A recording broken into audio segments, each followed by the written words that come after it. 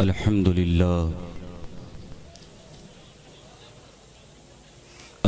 لله رب العالمين والعاقبة للمتقين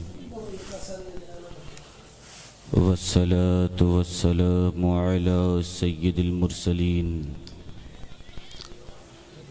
أما بعد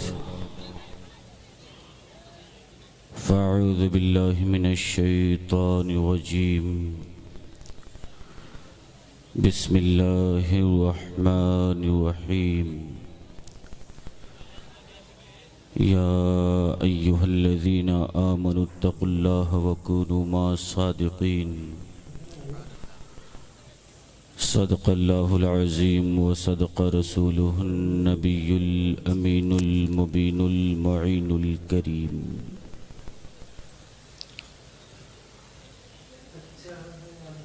آئیے سب سے پہلے مصطفیٰ جان رحمت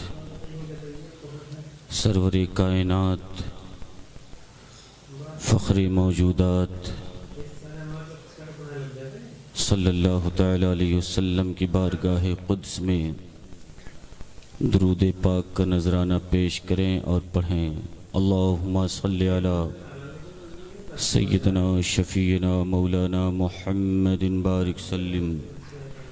صلاة و سلام علیک یا رسول اللہ صلی اللہ تعالی علیہ وسلم اعلی حضرت عظیم البرکت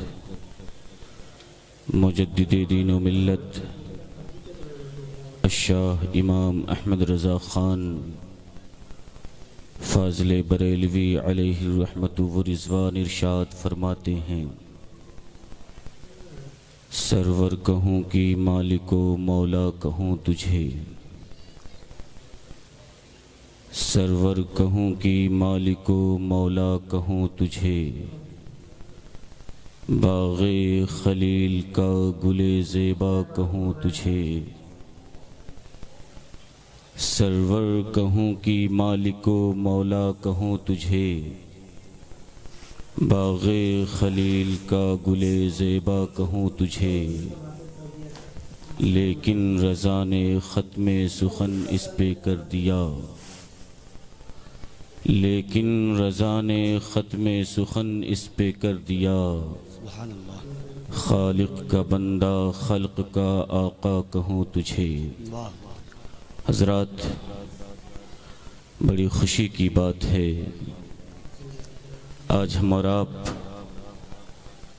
ایک اللہ والے کی محفل میں بیٹھے ہیں اور ان کے فیوز و برکات سے فیضیاب ہو رہے ہیں اللہ تعالی اس محفل کو قبول فرمائے حضرات آقا کریم علیہ السلام نے ارشاد فرمایا بنی الاسلام علی خمس اسلام کی بنیاد 5 چیزوں پر ہے اسلام کی بنیاد 5 چیزوں پر ہے جو سب سے پہلا جو سب سے ضروری وہ عقیدہ ہے یعنی وحدہ لا شریک اللہ رب العزت کو ایک ماننا اور نبی پاک صلی اللہ تعالی علیہ وسلم کو اللہ کا رسول ماننا یہ بنیادی انسان کا عقیدہ یہ انسان کے لیے ضروری ہے یعنی اگر بندہ مسلمان ہے اسلام کا ماننے والا ہے اور اپنے آپ کو وہ مسلمان کہلاتا ہے تو اس کے لیے ضروری ہے کہ اسے اللہ کو وحدہ لا شریک مانے اور حضور علیہ السلام کی رسالت کو تسلیم کرے لیکن آپ دیکھیں گے اسی دنیا میں تقریباً 8 ارب کی آبادی پائی جاتی ہے اس 8 ارب کی آبادی میں تقریباً 6 ارب کے لوگ ایسے موجود ہیں جو سرے سے کلمے کا انکار کرتے ہیں، سرے سے کلمہ نہیں پڑھتے ہیں، اور کلمہ نہ پڑھنے کی بنا پر وہ مسلمان نہیں ہیں۔ لیکن انہی میں سے 1.5 سے 2 ارب ایسے لوگ ہیں جو بہت سے ایسے ہیں کلمہ پڑھتے ہیں،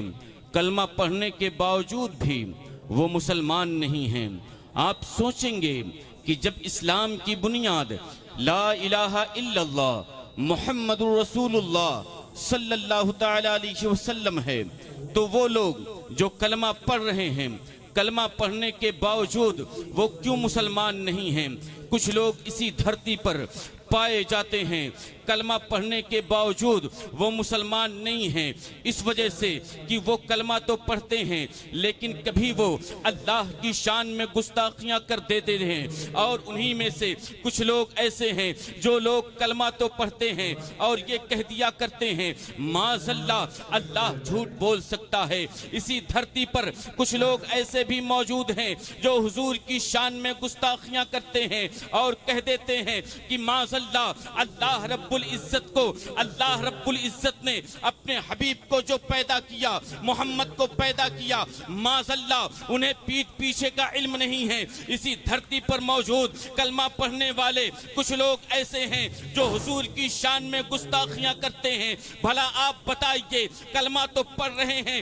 لیکن مسلمان نہیں ہیں، کلمہ تو پڑھ رہے ہیں، کبھی اللہ کی شان میں گستاخیاں کر کے وہ کافر و مشرک ہو رہے ہیں، کبھی نبی کی شان میں گستاخیاں کر کے وہ کافر ہو رہے ہیں، تو آپ کو یہ تذبذب ہوگا، آپ یہ سوچیں گے تو بھلا مسلمان کون ہے؟ تو آؤ چلو بریلی میں چلتے ہیں۔ ہم نے پوچھا اے اعلیٰ حضرت ذرا آپ یہ بتائیں کیا وہ مسلمان ہے جو نبی کی شان میں گستاخی کرے، جو یہ کہے نبی کو پیٹھ پیچھے کا علم نہیں ہے، کیا وہ مسلمان ہے؟ تو آپ نے فرمایا، اپنے زبان حال سے فرمایا نہیں نہیں، جس کا عقیدہ یہ ہو نبی کو علم غیب نہیں وہ مسلمان ہرگز نہیں ہے، بلکہ عقیدہ یہ رکھنا چاہیے اور کوئی غیب کیا تم سے نہاں ہو بھلا جب نہ خدا ہی چھپا تم پہ کروڑوں۔ نعرہ تکبیر،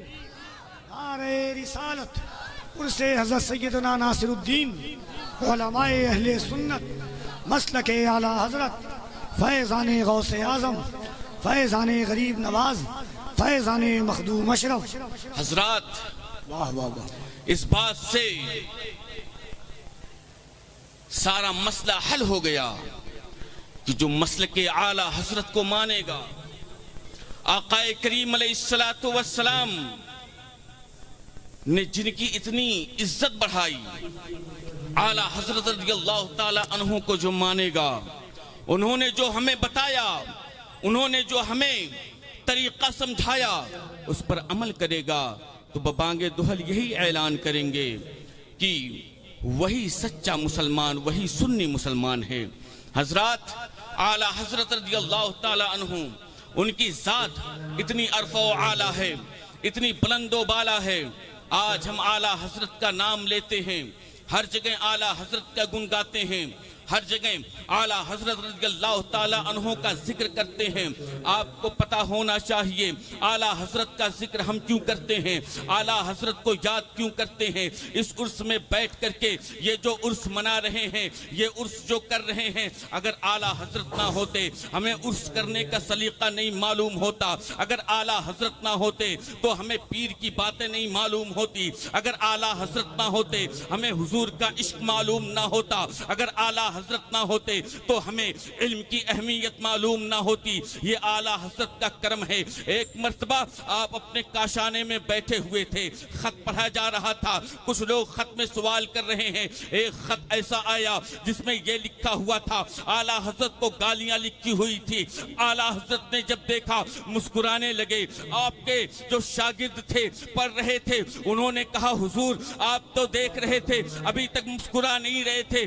ابھی تک کچھ کہہ کہہ نہیں رہے تھے، لیکن آپ کو جب گالیاں دی جا رہی ہیں آپ مسکرا رہے ہیں، آپ کو برا بھلا کہا جا رہا ہے آپ مسکرا رہے ہیں، حضور ماجرا سمجھ میں نہیں آ رہا ہے۔ آپ نے فرمایا سنو، یہ بندہ جس نے ہمیں خط لکھا ہے یہ گستاخ رسول ہے، یہ اللہ رب العزت کی شان میں، نبی کی شان میں گستاخی کرتا ہے۔ اے میرے شاگرد سن لو، جس وقت یہ مجھے گالی لکھ رہا ہوگا، احمد رضا کو گالی دے دے گا، مجھے منظور ہے، احمد رضا کو برا کہے گا مجھے منظور ہے، مجھے کچھ بھی کہے گا منظور ہے، لیکن اگر وہ بندہ میرے نبی کی بارگاہ میں، اللہ کی شان میں، نبی کی شان میں کچھ کہے گا تو اسے یہ فرمان سنا دیا جائے، دل کے رضا ہے خنجر خوخار برق بار، آدھا سے کہہ دو خیر منائے نہ سر۔ اعلیٰ حضرت رضی اللہ تعالی عنہ نے ہمیں عشق رسول کا درس دیا ہے اور ہمیں سارا سلیقہ سکھایا ہے، تو ہم اعلیٰ حضرت کو اسی وجہ سے یاد کرتے ہیں، اعلیٰ حضرت رضی اللہ تعالی عنہ کا ذکر اسی وجہ سے ہم کرتے ہیں۔ اور مسلمانوں یہ جان لیں کہ جو بندہ اعلیٰ حضرت کو مانے گا، مسلک اعلیٰ حضرت پر چلے گا، تو سمجھ لیجئے کہ وہی کامیاب ہے، اور جو اس سے بھٹکے گا، اعلیٰ حضرت کے مسلک کو چھوڑے گا، تو حضور تاج الشریعہ نے بہت پہلے ہی فرما دیا تھا کہ مسلک اعلیٰ حضرت ہی صراط مستقیم ہے۔ اللہ رب العزت کی بارگاہ میں دعا ہے اللہ تعالیٰ ان چند کلمات کو اپنی بارگاہ میں قبول فرمائے، اور ہم سب کو اعلیٰ حضرت اور انہوں نے جو فرمایا ہے اس پر عمل کرنے کی توفیق عطا فرمائے۔ وما علینا الا البلاغ۔ السلام علیکم ورحمۃ اللہ وبرکاتہ۔